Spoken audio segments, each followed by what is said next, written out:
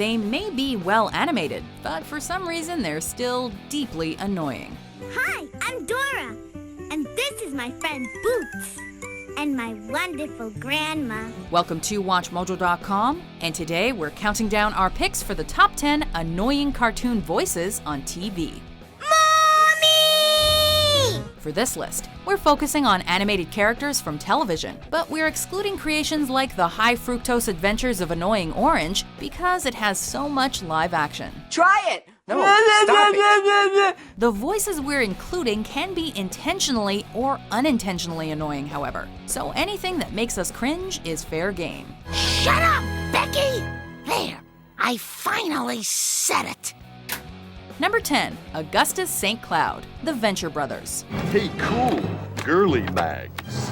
No way! It's Buffy's own Sarah Michelle Gellar. This quirky scientist doesn't have the best fashion game, but even if he did, St. Cloud would still be as annoying as ever with that meandering, slow drawl of his. I was under the impression this was to be a private viewing, Dr. Venture. You assured me there'd be no other collectors. Somewhat reminiscent of Dr. Evil, with an equally irritating inflection that never seems to fade, this is the kind of supervillain you want to nail to the curb.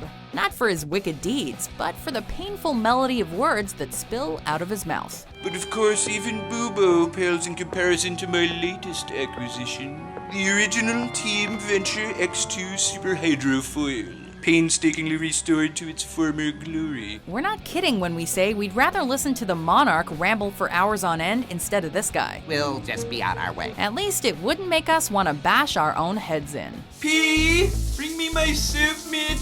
Don't play stupid about the red ball. I know what it is. Number 9, Toad, The Super Mario Bros. Super Show. Hey, let me go! Back in the late 80s and early 90s, viewers were thrilled to see their favorite Nintendo gang make the transition from the console to the television screen.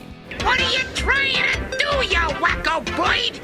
Drown me? However, given that the pitch of Toad's voice was taken to painful heights, it soon became evident that nostalgia could only factor into our enjoyment of the show to a certain degree. Cash City! That plunger's made a solid goal! Nothing against the little guy personally, because he always came through as the mushroom cap assistant to the Mario Brothers. Eventually. I'm not, you little cheapie! We just preferred him when he was helping save Princess Peach and using his inside voice, or when we turned the TV to mute. I'm no frog! I can't even swim! Then we'll leap mushroom. Number 8, Uncle Grandpa, Uncle Grandpa. Good morning. We can look past the zany misadventures, bizarre wardrobe choices, and often creepy visuals. But it's a stretch when our protagonist has a voice that's more like sandpaper than it is soothing. Perfect! Ta-da! It needs a cool design. What kind of stuff you into? Uncle Grandpa is never mean-spirited, and his moral messages can hit home every now and again. So I just left the door open? And like any curious animal, you decided to explore the earth and get lost? Well, I'm going to remember to keep that door closed from now on. However, the impact dramatically goes down when we have to struggle to understand what he actually has to say. I'm going to find Melvin and bring him back, even if I have to travel through every single dimension till I locate the specific one that he's lost in. Honestly, the longer we listen to the fanny pack wearing protagonist, the more he starts to sound as irritating as nails on a chalkboard. Oh, there you are! Come on, Melvin! Let's get you home! Number 7, Dee Dee, Dexter's Laboratory. Ew, gross! She's the obnoxious sister of the titular boy genius. And let's be honest, at some point you openly hoped that Dexter would zap Dee Dee into another dimension. Oh, Dexter! Come quick! You have to help! It's terrible! You sent me, and you're all gross and... This better be important, woman. You are interrupting my very delicate calculations. Why? Well, that sound barrier shattering voice might have something to do with it. Hi! Dexter, I've lost my marbles. Have you seen them? There's a blue one, and a red one, and a green one. Her favorite pastimes are singing, living life to the fullest, and sharing a laugh with her brother. The problem is that her singing is so bad that Dexter has even tried to silence her with science, her fun often causes chaos, and her laugh will not only make you want to change the channel as fast as possible, but it can also be, in some cases, quite unsettling. That always gets me. Number 6. Elmyra Duff, Tiny Toon Adventures. Come back, you spinny purpley puppy thing! Believe it or not, this toon not only attends Acme Looniversity, she also stands to be the future of the Looney Tunes franchise. Elmyra just wants to hug you and squeeze you into itty-bitty pieces! But while Elmyra Duff will hopefully grow out of her awkward stage, with that hair popping off her head during a sneeze and all, most viewers agree that her scratchy voice will forever make people of all ages wince in pain. A cute little puppy wuppies come to play with me! Sometimes it's not even clear just what she's saying. We're hoping her senior year doesn't involve too many speeches, because the only thing other toons will be taking away from those are headaches, and lots of them. I don't understand it. Why do they always run away? Number 5. SpongeBob SquarePants, SpongeBob SquarePants. I'm gonna go in there, march straight to the manager, look him straight in the eye, lay it on the line, and I can't do this! There's no denying the cultural impact of this beloved cartoon character. But even so, we do have to question what's in the water down in Bikini Bottom to make SpongeBob sound the way he does. Squidward, Squidward, Squidward, Squidward, Squidward, Squidward. The yellow sea sponge's voice box emits a relatively normal sound, or at least a bearable one. That is, until he finds something incredibly funny and lets loose a laugh that may charm you to begin with. Oh, great! But after a couple hundred episodes or so, it really starts to wear you down. Almost to the point where we side with Squidward. Can we lower the volume, please? I can't work with all that racket going on. Oh, sure thing, Squidward. Number 4. Snarf, Thundercats. Hey, where are you going? Lino needs his sleep. Considering this guy's name, it only makes sense that such a creature would have a voice to match the sound. And who gets the blame? Poor old Snarf, that's who. Snarf, snarf. Coming from a race of cat-like creatures known for their kind ways, Snarf has a long-standing relationship with the confident and heroic Lion-O. But his severely annoying voice conveys an uptight and unconfident vibe. Oh, what's this, Snarf? A toy? Good grief, I'm too big for toys. Can't you see that?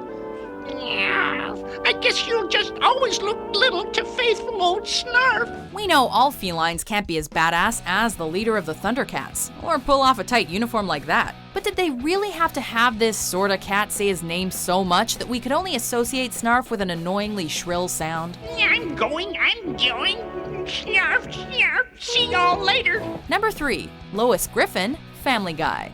37 beers. Well, you're setting a great example for the kids, Peter. In the early days, Alex Borstein gave her character more of a drawn-out, nasally sound. My goodness, this chair leg was loose. Isn't that silly? I could have broken my neck. While that may have been cringeworthy during the show's inception period, nowadays Mrs. Griffin has broadened into a deeper vocal range. And then I said something random that suggested a whole crazy story. Oh, God, that's hilarious, Lois. Sadly, her dialogue only makes her voice more annoying, as everything she says seems to be a permanent nag. You know, the 11:30 cooking show on Channel 5 needs a new host. The old one burned off his eyebrows and was just too weird to look at. We're not saying it's unwarranted. Living with Peter Griffin must be tough. But unfortunately, her voice becomes even less tolerable when she goes off on one of her rants, is startled, or is desperately trying to discipline her husband. When are you gonna get rid of that toothpick? It's disgusting and it's starting to smell. Why would I give it up? It's getting me tons of tail. What? Number 2. Scooby-Dum, the Scooby-Doo Dynamut Hour. Dum dum dum dum, there you go. Scooby-Dum, Scooby-Doo. This relative of old Scoobs doesn't exactly have what you'd call either street smarts or even book smarts. Clues? Dum dum dum dum. However, he does react to the word clue and desperately wants to be a legit police dog. But with that voice, it's kind of hard to take him seriously, as he sounds like someone trying to speak underwater while slowly dying. You cool?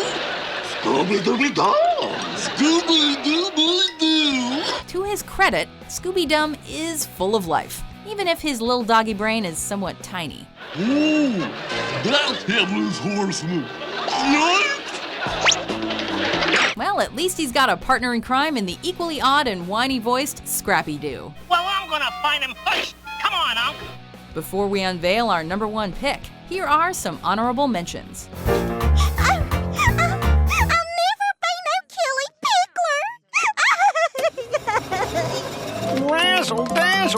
Raz! It's me, the Raz Dazzler! Girl, would you please stop singing? Proximity warning. Planet ahead. Number 1. The Earl of Lemongrab, Adventure Time. This castle is in unacceptable condition! Unacceptable! He's the heir to the Candy Kingdom throne and the rightful king of annoying cartoon voices. I'm in charge here, Lemongrab. Too young to rule the kingdom! Watch your manners with the princess! We could go on and on about the life story of this lemon-headed candy person, but for the sake of our list, let's just say that his voice belongs in a time capsule for future generations to study on the art of annoyance. Castle Lemongrab has no citizens! You have excess candies! You must donate! He screams constantly and appears to be suffering from some kind of personal issue that only he can fix with his incessant screeching. Prepare to be served in a pitcher by a little child! Life with lemon-textured skin can't be easy, but for all of our sakes, couldn't Finn just turn him into lemonade with a well-placed sword swing? All in favor of pardoning the prisoners? Aye! Pardons for all! Do you agree with our list? I heard her! What do you think is the most annoying cartoon voice? Oh, Dexter! Why are you being so horrible? For more mind-blowing top 10s published every day, be sure to subscribe to WatchMojo.com. I'm done, let's go.